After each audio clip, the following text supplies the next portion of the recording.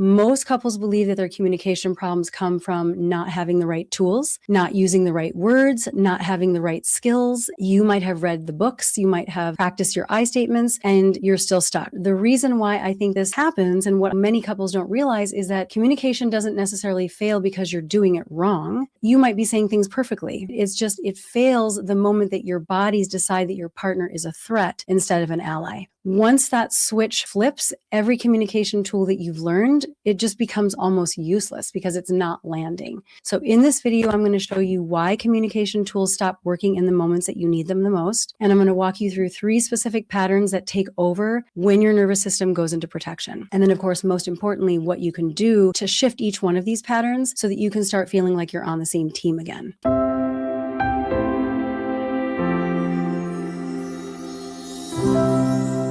Communication breakdown, in short, is usually not about communication itself. It's about safety, emotional safety. The moment that your relationship shifts from this perception of we're on the same team to I need to protect myself from you, that's when everything changes. When that happens, you stop, or your partner stops trying to understand, and you start trying to defend or prove or convince. And this is why the tools don't work, because you can't think your way out of a protective nervous system response.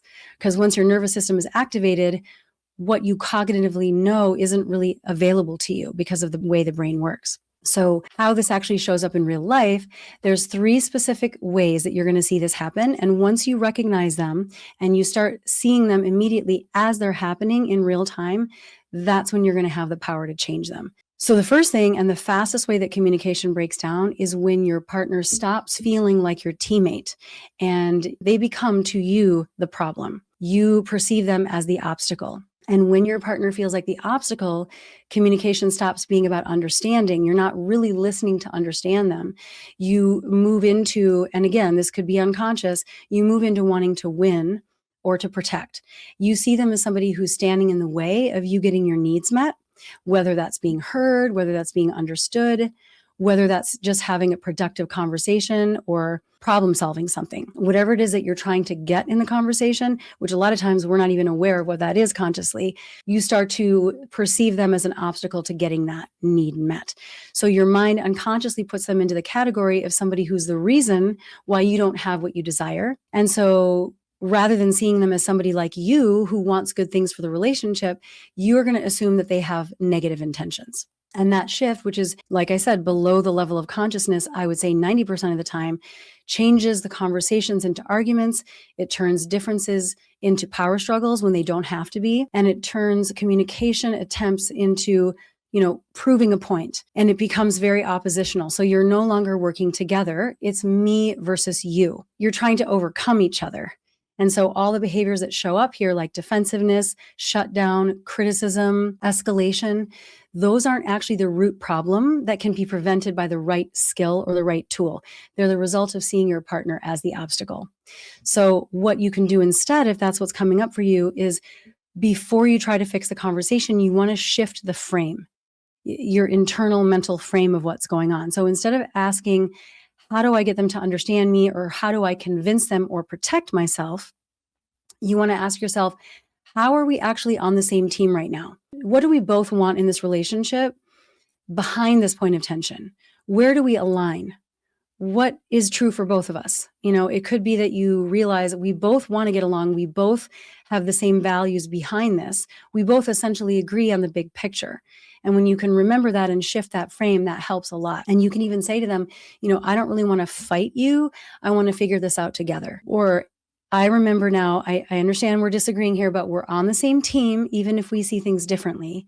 And then ask the question, how can we find a solution together? That question also helps you shift that mental frame into we're allies in figuring this out. So that shift alone starts restoring safety. It puts you on the same side of the table to approach these problems together, right? So it's like, it's us against this problem. It's us against this pattern, not me versus you. Now, the second way that communication breaks down, and I think one of the biggest reasons that couples fight, is not about what's being said. It's about the meaning that you're giving it. And this works both ways. You start hearing everything through a protective or defensive filter. So when you don't feel safe, when you perceive them as your obstacle, when you feel you're not on the same team, not only do you see them as that barrier to what you want, but you start to hear everything that they see through a distorted filter and you don't even realize it. Your brain stops listening to understand and it starts to scan for a perceived threat. So that means that neutral communication doesn't land as neutral anymore. And even positive intentions are filtered out and they just don't land. And you don't even hear it. You don't hear each other. So something simple like if your spouse asks you, did you send that email? It could feel like they don't trust you, or they think that I'm irresponsible, or they're criticizing me again. And it's not the words that were the problem. There was nothing wrong with that communication. It was the interpretation that you made about the subtext. That's the issue. And so now you're not arguing about what was said, you're arguing about what it meant, what you think it meant. And it may or may not be true. And no amount of better communication fixes this because your brain isn't listening for clarity. It's simply not taking things at face value. It's listening for danger. This is how we're wired. It's how the brain works. So if you have a history of being criticized, either in your marriage or past relationships or in your early childhood, you're probably just simply trying to protect yourself based on that conditioning, that automatic conditioning, so you don't hear things in the present as they truly are. This is what Dr. Gottman calls negative sentiment override. I've talked about this before. And negative sentiment override is where you're assuming negative intention. You have this narrative that you're hearing everything through that lens, and you're going to look for evidence that their negative intentions are true. And you're going to ignore evidence that would go against that narrative. So it's not something that you're likely doing on purpose. It's an automatic reflex, but recognizing it is so important because only once you actually acknowledge that that's what's happening can you do something to fix it. So the first thing you want to do is start noticing when you're doing this and when they're doing this, right? So instead of reacting to your interpretation, you want to really slow it way down and reality check your perceptions. You always want to be willing to consider that your initial meaning making is not true in the moment, even if it was true in the past. There's a reason why you're assuming that. You're not crazy, but in the present moment, that might not be what's happening. So you have to be willing to consider that. And then if you consider it and you're really thoughtful and intentional about it and you find out that you were correct, well, then you can deal with it. But you don't want that to be your automatic assumption. So to check yourself, and the automatic meaning making, you want to say to yourself, well, you could say to them, actually, I'm taking that as a criticism. Can you tell me what you meant? This is how I'm hearing it. Can you tell me if that's correct or not? I could be wrong. I might be hearing this the wrong way, but can we reset for a second? Share more what you meant about that before I jump to conclusions.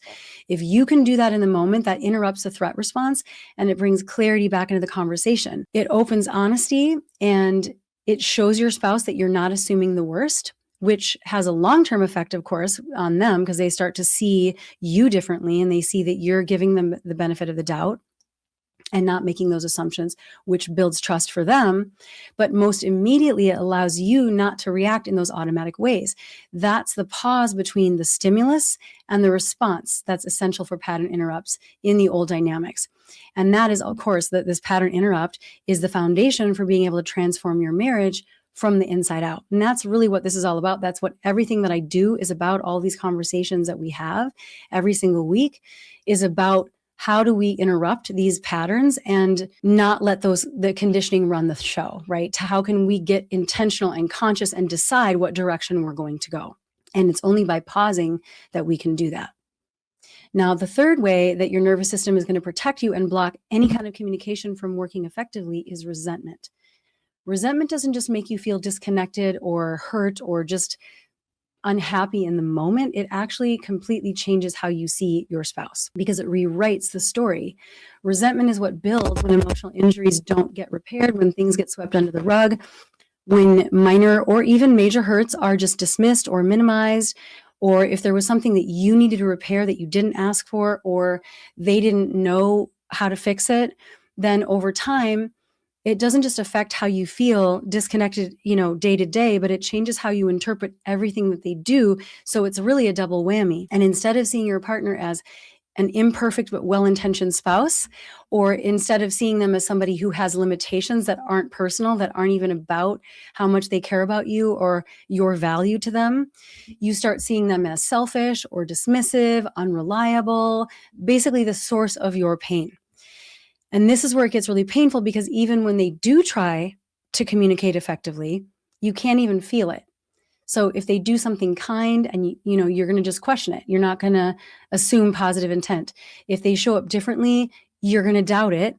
Or if they make an effort, it just doesn't land. Maybe you don't even notice it because it's just not part of your worldview of them anymore. So your brain just filters out any evidence to the contrary of your narrative, not because you want to, but because your nervous system has learned that you're not safe in that situation. And so when that belief takes hold, communication doesn't just feel hard, it feels like a waste of energy and a waste of time. So now we have a compound effect, because not only is communication simply ineffective in the moment, it has that has its own negative effect because you're not going to get anywhere, but it has the impact of making your spouse feel hopeless about the relationship in general because they're trying their best and those efforts are not let through the perceptual filter. So then what do you do with that, right?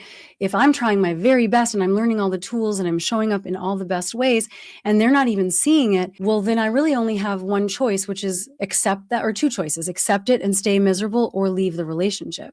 But that's actually a false dichotomy, and those aren't your only two choices. But that's how it feels when you're in this cycle. So what you can do instead is to remember that resentment doesn't go away through better communication. It goes away in the moment. I mean, it can go away through effective repair communication, but it's not like you can just have a good moment of communication and that's going to override past hurts.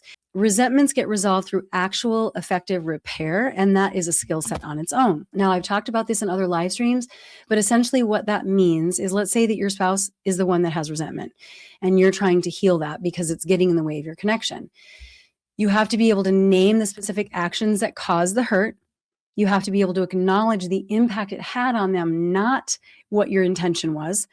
That's not the time for that, because you could have a completely different impact on them than you intended to. And so that's not really the point, and it makes it about you. So you have to acknowledge the impact. You also have to be able to create moments where their experience is actually understood and not argued with.